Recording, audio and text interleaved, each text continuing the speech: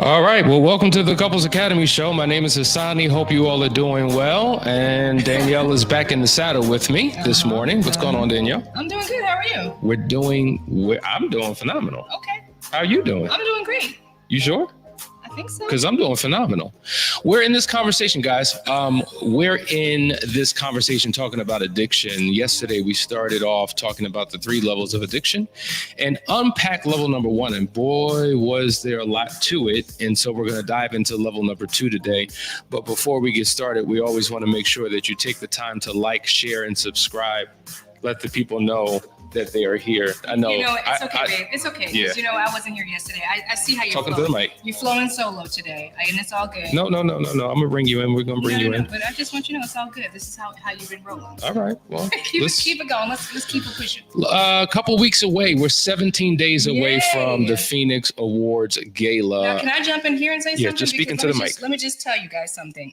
I can't hear, but let me just say that this gala, y'all, if you have not gotten your tickets, get your tickets, because if you don't, you are going to be forced to live vicariously through all the people and all the social media posts that we're going to post after the fact. And you are going to be gnashing your teeth, putting ashes on, and tearing your sackcloth, because we are putting everything into this event. And we want to see you there. We want to wrap our arms around your neck. We want to see you do a little 2-step with your spouse. We just want to see you there. We want to raise a standard for kingdom marriage, and we want you guys in the building. So don't miss it if you can. There's still some tickets available. Not many, but we still have some. So get your ticket today. Get it. All right, guys, listen, the link is in the description. You can get your tickets today, and we will celebrate as we see you drive in, fly in, whatever you need to do to get there. It's going to be an incredible event. All right, let's get back to our conversation. As you know, we're in a series called Sex Addiction, the Addiction and the Recovery series. And just as a recap, I'm going to do this probably till it sticks. We want to give you a definition of sex addiction. And here it is. Sex addiction refers to excessive sexual thoughts, desires, and urges or behaviors that can't be controlled and causes distress and harm in the relationship, your finances, and other aspects of your life. Sexual addiction is also called hypersexuality, compulsive sexual behavior, and a list of other names. A sexual addiction substitutes a sick relationship to an event or process for a healthy relationship with others. The addiction becomes central to their life. Their secret life becomes more real than their public life. That's pretty much how it goes. And so a lot of times people who have these addictions are living in their pain, they're living in their shame, they're living in their guilt, they're living in fear, anxiety, all types of stuff from being exposed and just dealing with their spouse. One thing that stands out to me hearing that is that a lot of times I'll hear wives say that their husband has a sex addiction because their husband wants to have sex with them more regularly than they want to have sex. And so for them, it feels like it's a sex addiction because why does he want to have sex so much? But I didn't hear any of that in there. No. But I hear that a lot, because the truth is that we have different sex drives, different levels of sex drives within our marriages. And so, if your spouse wanted to have sex with you 7 days a week and you only wanted to have sex once a week, there's definitely going to be a disconnect there. And you might actually think this person is crazy. They have a sex addiction. But that definition doesn't identify anything like that at all. And we talked about that, a person who wants to have sex every day can be an indication that they have a sex addiction, or it may not be. There's so many other factors involved. So you can't just judge the behavior. Right. And to your point, the one who has less of a desire, unfortunately, we throw these labels on people that are just unfair and unfortunate. And so that's why we're taking our time kind of explaining what this stuff is so that it's crystal clear to people. Look for other clues to help you. Without a shadow of a doubt. So yesterday we dealt with level number 1, and quick recap, we talked about pornography, we talked about masturbation, we talked about compulsive behaviors, we talked about a number of different things that would identify you as a level number 1, even having sex with prostitutes. And it's just like, man, that's level number 1, then golly, what's level number 2 and 3? That's what I was thinking. So we're going to talk about it today. But what I will say is that no matter what level you are on, one thing that identifies the behavior as an addiction is the level of, as we just said, shame, guilt, fear, self-hatred, and all the other emotions that are attached to the behavior. So while I'm engaged in the behavior, there's an emotional high. And once it's over, there's an emotional low. right? Sounds like addiction. Yeah, because you're not going to experience that when you're having a healthy sexual encounter with your spouse.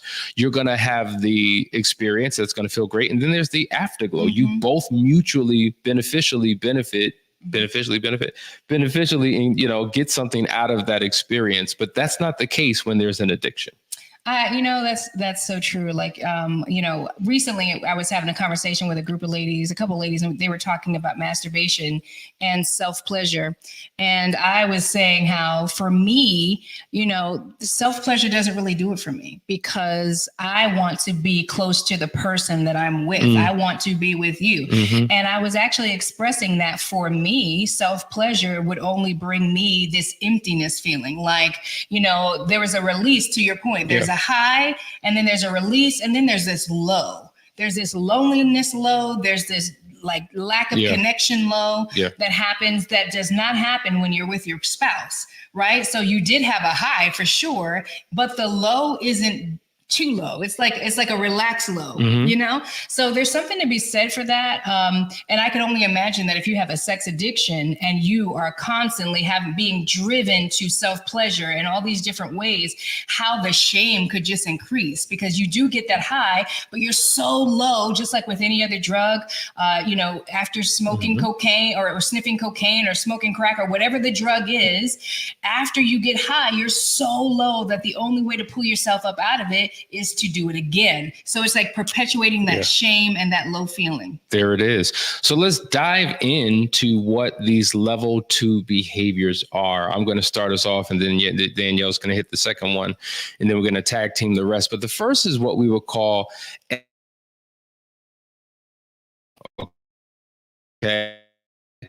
just now. Think about this. This exposing themselves.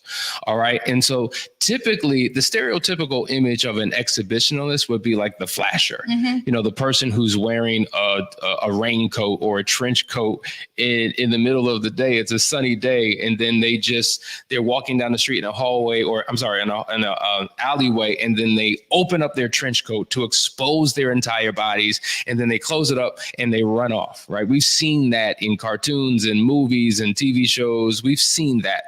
But that is just one form. We want to dig into what some of these other behaviors could potentially look like, because most people aren't going around doing that. Right. And so once again, they rule themselves out. That's not what I am, because I would never do such a thing. But let's look at some of these other behaviors. I'm going to be reading from this list. Number 1, they're driving or parking in a car with their pants pulled down. Okay. They're leaving their pants zipper open and standing in an elevator or a street or in a phone booth.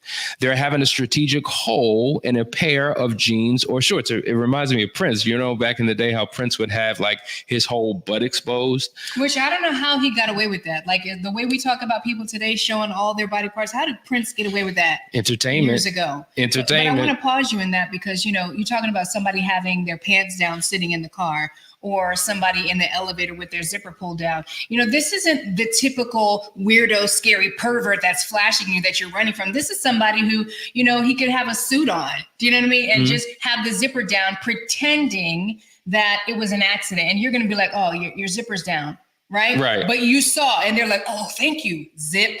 Right. Trying to draw attention. Right. But they're trying to draw. It's very intentional. They want that. And that gave them the high because they scored. There it is. They scored, a victim. And that is a score. And that's the whole point. They saw me because I was looking to be seen. Here, let's go further. Wearing swimming trunks without liners. Okay. So you can actually see the form. I've seen a lot of that, in Europe. You see a lot of that. See that? Yes. Leaving curtains inadvertently ajar in a bedroom or a bathroom. So listen, let's say that I live in a high-rise building and I know the person across can see me, but I'll leave it open and I'll walk back and forth because I want them to see the goods. Or people who have sex with the doors, with the curtains open, and they want to expose themselves in the middle of the day. We see that. Ringing a doorbell in a secluded doorway and exposing oneself when the person answers. So it catches them off guard and by surprise. How about walking exposed in a shopping mall or a college campus or in other open areas? It makes me think of, and we've seen this before, like you watch a major soccer game or baseball game and somebody naked is running on the field and trying to get the attention of others and everybody's looking at them, pointing and laughing. But that is a high, right? That's an addictive behavior and somebody uses that. Think about it. It's one thing for a person to see me, but for thousands of people at a sporting event to see me and millions of people on television to see me. And now I'm the one who's identified as the one who did it. That is a sick high that a lot of people look to fulfill. And the last one is approaching a building with large windows, such as a library or an apartment building, and exposing oneself through the window. Now, these are ways in which people expose themselves. Now, what happens is because of the internet and social media, there's something called net nudism, right? Where you can do the same thing online from the comfort of your own home, and there's less of a risk.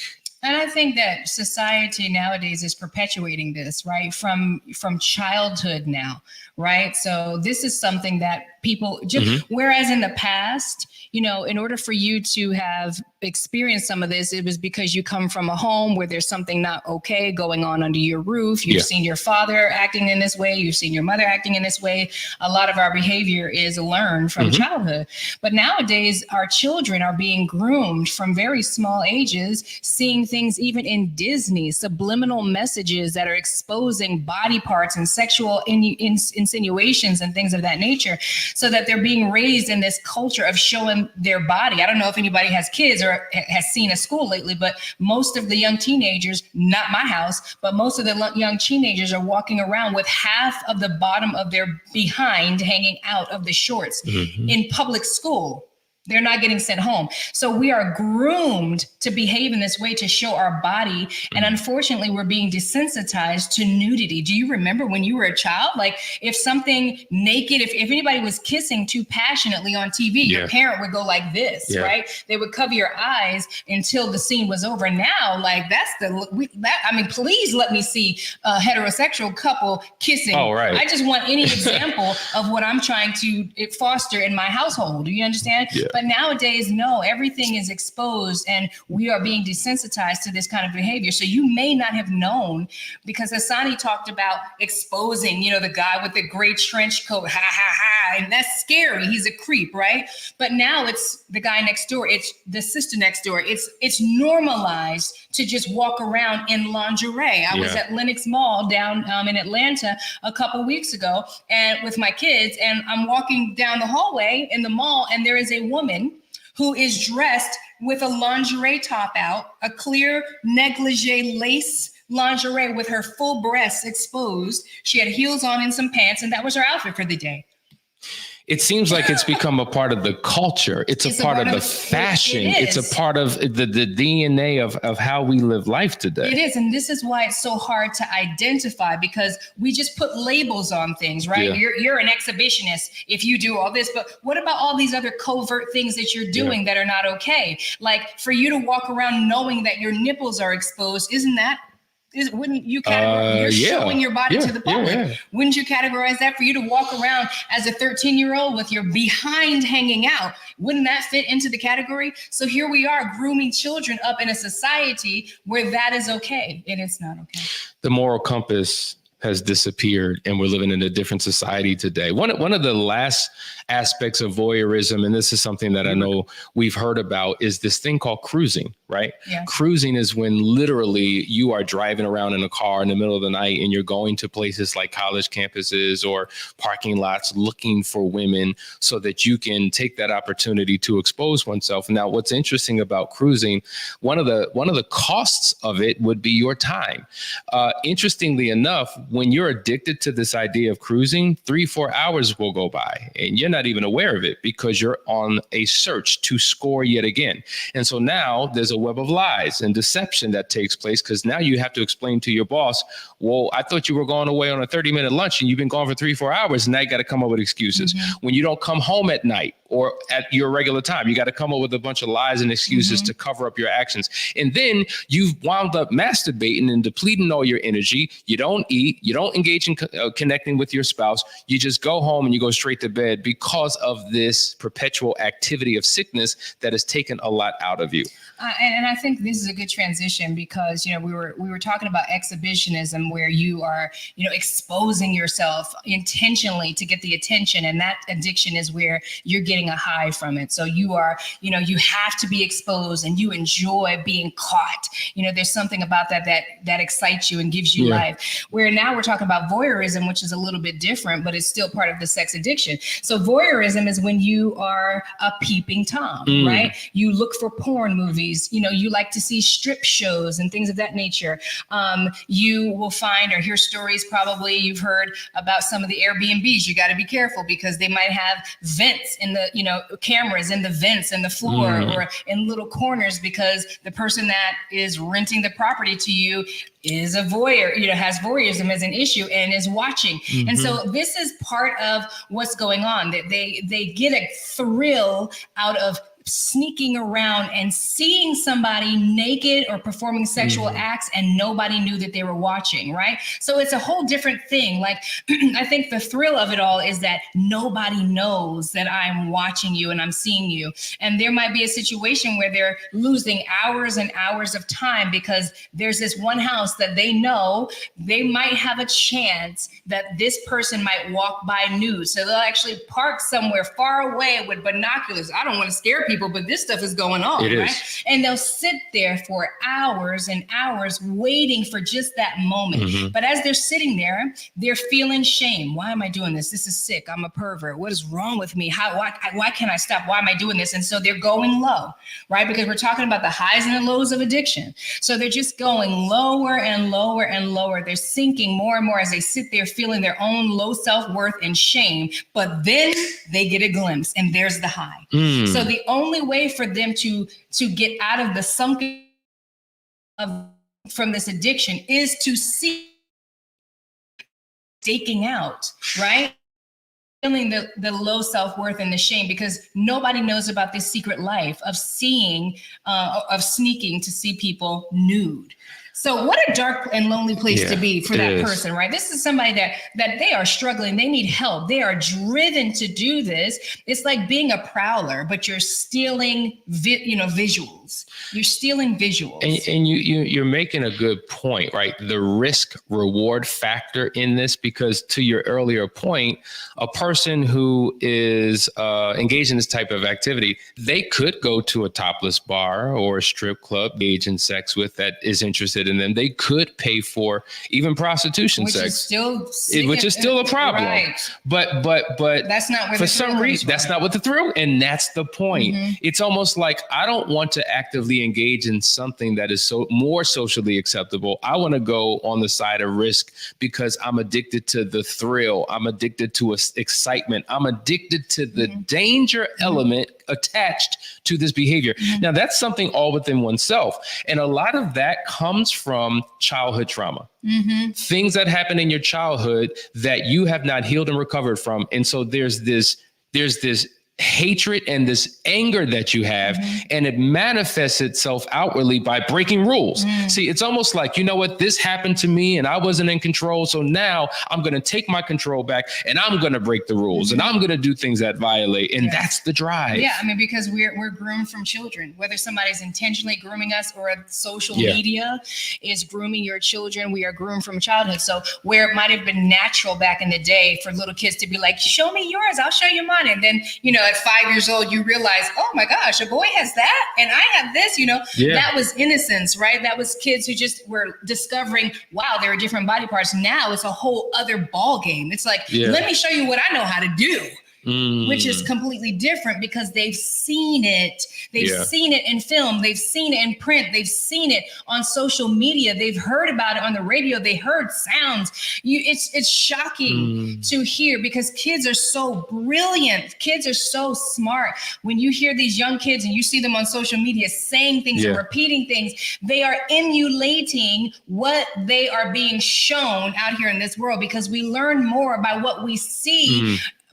More than what people tell us to do, right? So it's a sick thing. And this grooming can take place early on because what if you were a child that you actually had the opportunity to be the peeping Tom in your house? Maybe your mom wasn't married and you saw your mom have a lot of sex and you were sneaking and peeping. That creates the appetite. In that moment, you felt ashamed. Should I be seeing mom do this? Oh man, I feel bad, but you're doing it and you keep watching and now you grow up with this habit that causes you to feel tremendous shame, so low, but you need the high in order for you to get out of that sunken place. No, you didn't say something there.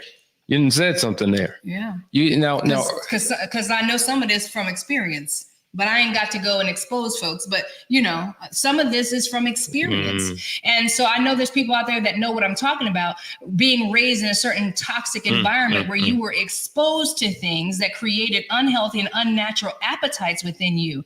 And you've never known what to do about it. The hope here is that you can do something about it. Just like somebody can be recovered from an alcoholic addiction or a drug addiction, you can also recover from sexual addiction. I think it's important for you to understand that it is an addiction that you need recovery from. And I think society is doing a really good job at normalizing something that is unhealthy, that is sick, and that needs medical attention. Yeah. And the change really starts with self-awareness, which then leads to self-actualization. But you brought up a point I want to go back to, because you said as children, and this is typically what happens, think about spinning the bottle and doing all types of games, let me show you my stuff and let me see your stuff. And there's a childhood naughtiness, but innocence to it. Not that I approve of that. Right. No. I understand that. I understand that. But what I'm saying is when you enter into an adult relationship, there's an aspect of that as well. Now we're in an adult healthy relationship. It's just like, I want to see your stuff. You want to see my stuff? Now what happens in that, that makes sense within the confines of a mutually beneficial, close, committed relationship. But what happens is the peeping Tom has a desire to see someone else's stuff. So they're holding on to the eroticism in that experience, and they're depriving themselves of the intimacy that is needed in that experience because they're forcing someone else's will, either by exposing themselves or wanting to be seen. And so what it is it's an unhealthy relationship. So though the addicted person may exist in a relationship, in a marriage, when these things can take place, the addiction drives them out of that committed relationship and forces one's will with people that he or she doesn't have a relationship with to get that same high and that drive. We're talking about sex addiction, guys. Man, what we're going to do is, you going to say something? I was, but go ahead. Oh, well, are you taking a break? I was going to go. Is that all right? And then we're going to go to a quick commercial break. We'll be right back and come back with more goodies. Danielle's dropping bombs over here. Stay tuned. Welcome to the Couples Academy app. The Couples Academy app is your go-to hub for how to do marriage right. Get started with our app today by perusing our amazing features that conveniently allow you to connect. This app is packed with powerful content and resources to help you grow and stay connected. With this app, you can watch our messages, find marriage resources, watch, listen, and read the real-life stories of restored couples, sign up for events, read articles and blog posts, stay up to date with push notifications, share your favorite messages via Instagram, Facebook, Twitter, or email, and download messages for offline listening. For more information about the Couples Academy app, go to couplesacademy.org.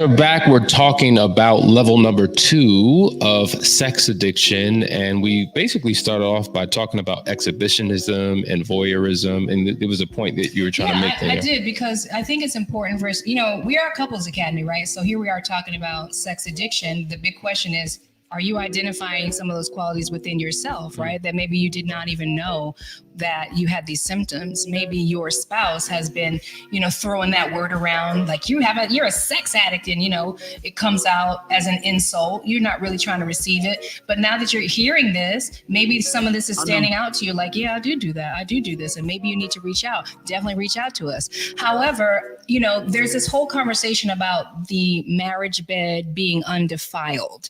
And that's a scripture, right? Mm-hmm. But you can defile the undefiled marriage bed. Mm-hmm.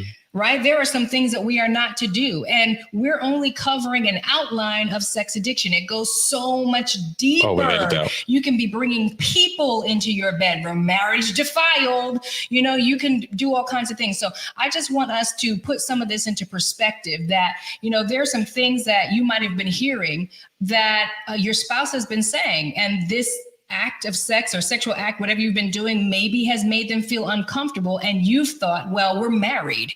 I should be able to do this with you. I should be able to express this with you.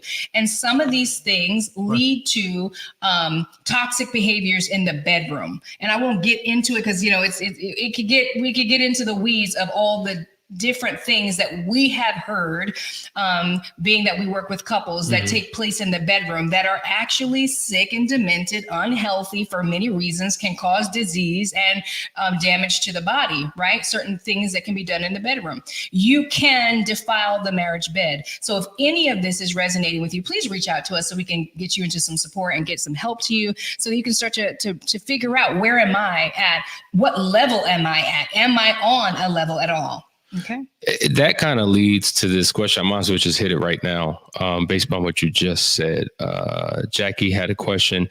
Do you think there should be treatment for the addiction before you try to resolve marital issues? Absolutely not, because, this is something that you're doing simultaneous to restoring the relationship. And it speaks to a larger issue that I think a lot of people have about counseling. Like, you know what, I'm gonna work on me, you work on you. And then when we figure things out, or when we get better, then we can work on the marriage. And at the end of the day, you're always going to be working on you. That never stops, right? Once you fix or restore one area of your life, then there's something else to work on. So there's always going to be something to restore.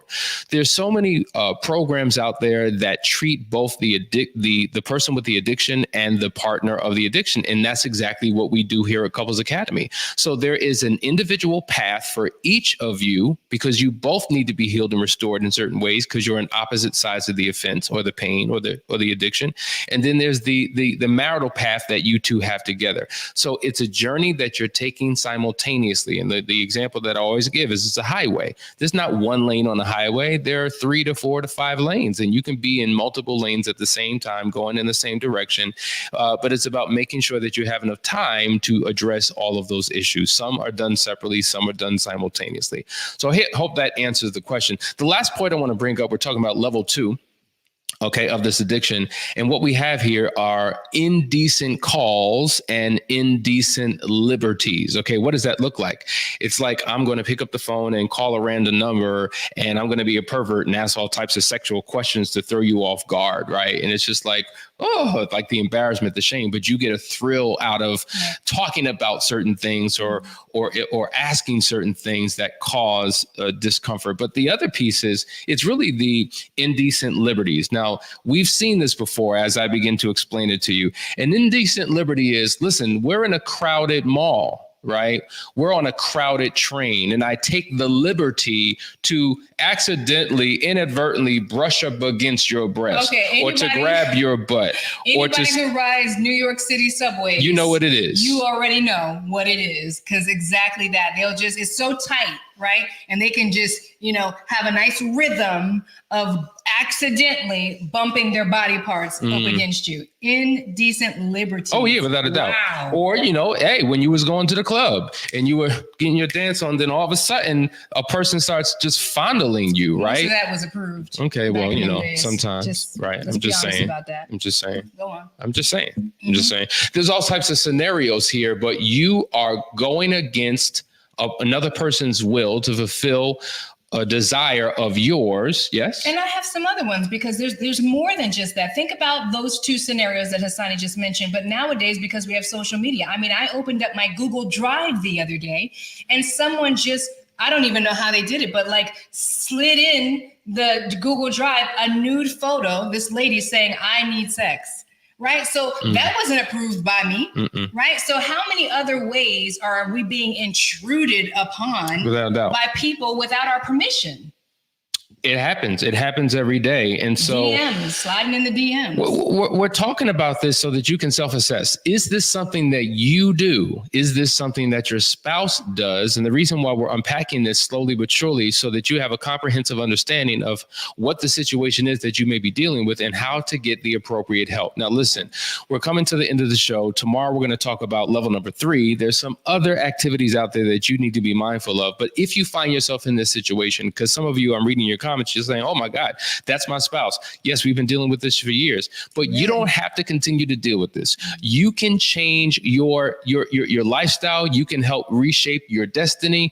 Reach out to us today. Yeah. And I want to, Hassani just said something that sparked a thought. I really want you to, if this resonates with you, if you're dealing with it, or you think your spouse is dealing with that, put that in the comment. Say, I'm dealing with this. My spouse is dealing with this. I just want an account of who's out here resonating with it and struggling with this, because I just don't believe with all of the inundation of sex and images and all the content is coming at us 24/7.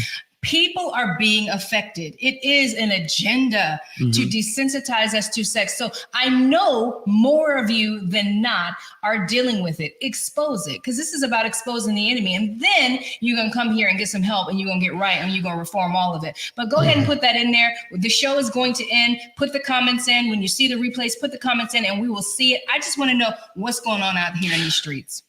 Come and get the help. Listen. It's really frustrating to see people go through this and they don't do anything about it.